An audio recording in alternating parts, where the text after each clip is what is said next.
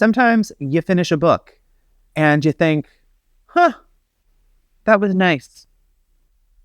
Other times you finish a book and think, if one more character gently whispers the same theme at me, I will throw this novel into the sea with force, possibly while screaming. And sometimes you finish 2 books back to back and feel like you've been emotionally mugged by the full spectrum of well-meaning storytelling. That was me in March. I'm Nick. This is DrCrankyPantsReads, and today we're diving into what happens when a book doesn't trust you to think for yourself, when it would rather deliver a very special episode of Blossom, a powerful new Blossom NBC Monday, than let you wrestle with meaning on your own. Because I read TJ Klune's Somewhere Beyond the Sea and Neil Shusterman's All Better Now back to back. And folks, it was like being smothered by a very soft pillow embroidered with "Healing is a journey," to being dropped into a high-stakes thought experiment with nothing but a flashlight and a sarcastic sense of self-preservation.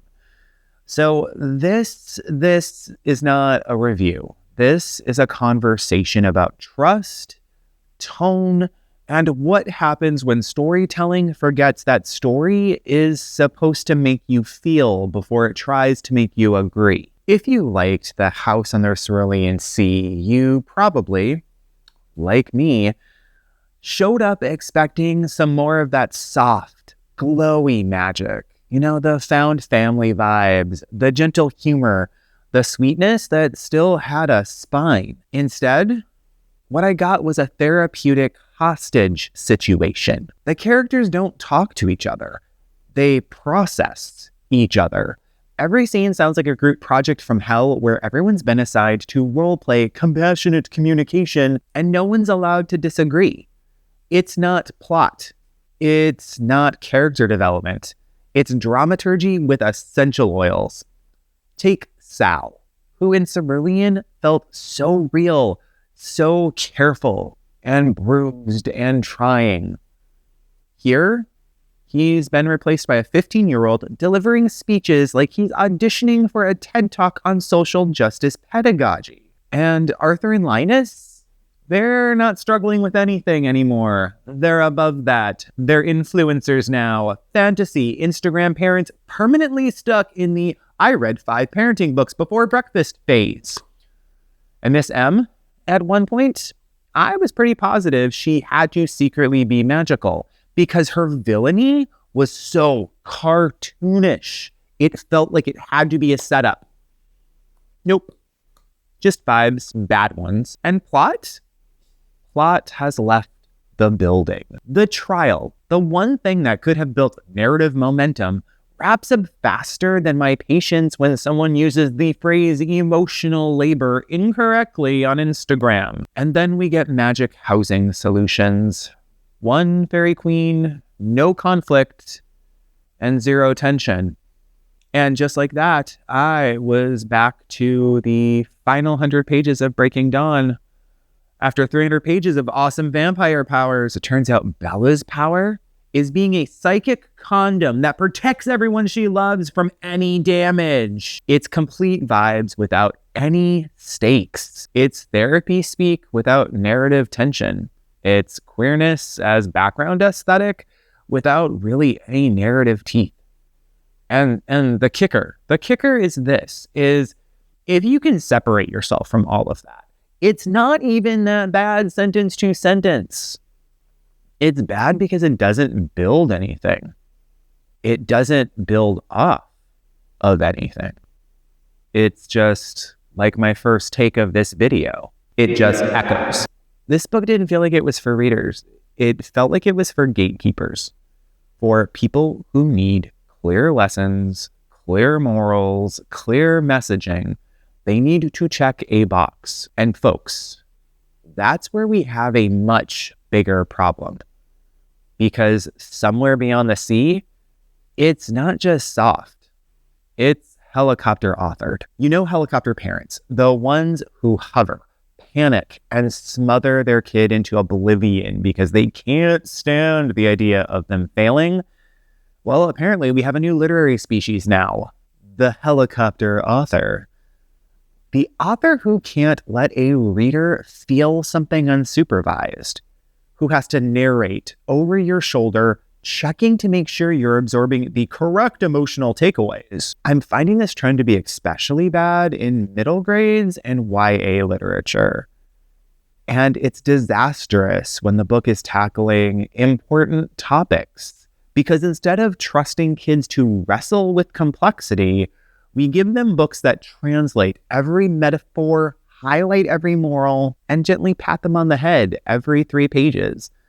It's like reading inside of one of those padded toddler play zones. There's nothing sharp, nothing dangerous, but also absolutely nothing real. Take Finding Junie Kim. I was really excited about this book and the potential to include it in the work my undergrads do around historical fiction novels, because the history there, it matters. The emotional terrain, that also matters. But the story didn't get to tell it. Characters stopped mid-scene to make sure the reader knows explicitly that racism is bad and intergenerational trauma is also bad. And did you catch that? These things are bad. Good. Here's a summary of why all these things are bad. Or Attack of the Black Rectangles, a book about censorship that somehow feels like it was written entirely out of slogans from a Banned Books Week poster. It didn't trust readers to notice. Instead, it just shouts at them. And that's what helicopter authors do. They don't offer complexity, they offer a curriculum. They don't leave space. They fill every inch with pre-approved feelings. They don't trust readers.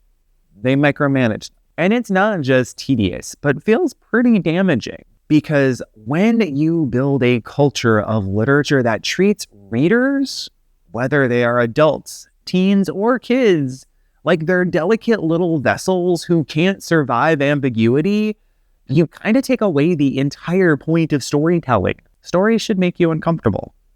Stories should hand you a mess and dare you to figure it out. Instead, we're getting very special episode energy.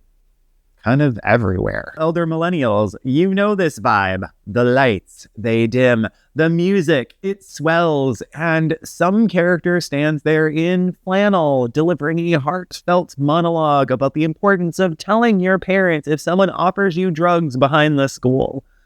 The frame, it freezes. The credits, they roll. And everyone learns a very valuable lesson. Blossom did it in 22 minutes because that was the job. Books shouldn't have to. Readers, particularly young readers, deserve way better. They deserve some trust.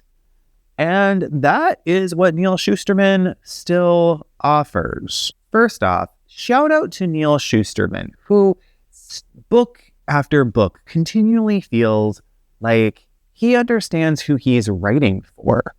Young adults. In a segment of publishing that feels like it's been taken over by the desires of adult readers, Shusterman is firmly grounded in understanding who his audience is. So when I read All Better Now, it was like breathing real air again. The premise, right. A pandemic, it spreads across the world. Like we have no experience with that.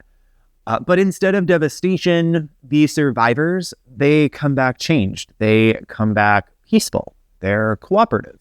They are kind. And of course, the world panics. Because when competition dies, capitalism loses its ish. When ambition fades, control crumbles.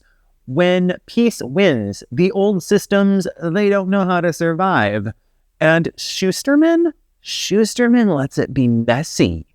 He doesn't interrupt. He doesn't spoon feed. He doesn't hover like a literary hall monitor whispering, "You're supposed to be uncomfortable right now." He builds characters who are complicated, who don't always say the right thing, who don't wrap themselves in therapy speak like it's contemporary armor. He literally hands the reader a live wire and trusts them to hold it. There's no moral neatly boxed up at the end. There's no safe takeaway where everyone is reconciled and healed and ready to go home stronger and braver. There's just tension, and there's conflict, and there's hope. Whether it's unwind, scythe, bruiser, or dry, again and again, Shusterman proves that teens, and just readers in general, aren't fragile. They're fierce, they're scared, they're brilliant, and they can hold complexity better than most adults ever will. It shouldn't be so rare to find a YA author who treats them like that. But unfortunately it is. And that's why All Better Now mattered so much more to me than Somewhere Beyond the Sea ever could. So here's my plea. As a reader, as a reliably cranky human being, and as someone who still thinks stories should make us stronger, please, for the love of all that is literary, stop writing books that are afraid of silence. Stop explaining every emotion like you're annotating a Tumblr post. Stop handing me metaphors wrapped in italics and labeled with an inspirational quote from Brené Brown. And for the love of everything messy and real, stop helicopter authoring your readers. Let us fall. Let us get confused. Let us sit in discomfort long enough to find something real. Because the books that changed me, they never told me what to believe. They handed me a mess and said, here, make something out of this. And that's what readers deserve. Thanks for coming to my ranty TED Talk. I'm an equal opportunity ranter, so I would love to know, which books do you feel trusted you? And which books do you feel treated you like you were trapped in a very special episode of Blossom, hugging it out under a dramatic lighting rig? Genuinely curious. Drop them in the comments. You know I love a good rant. So let's rant, let's recommend, let's demand better. I appreciate you. I hope life is good. And I'll see you in the next one.